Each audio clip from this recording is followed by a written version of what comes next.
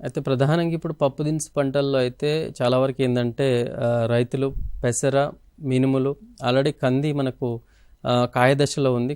పూత నుంచి కాయ దశలో ఉంది కాబట్టి సో ఇవి ప్రధానంగా మనకు తెలంగాణ రాష్ట్రంలో పండించేటటువంటి పప్పు దినుసు పంటలు. ఇప్పుడు యాసంగిలో మనకు ఎక్కడంటే మనకు ఉత్తర తెలంగాణలో చాలా వరకు ఏంటంటే కామారెడ్డి, నిజామాబాద్ లాంటి ప్రాంతాల్లో ఇప్పుడు శనగ వేసుకున్నారు చాలామంది రైతు సోదరులు.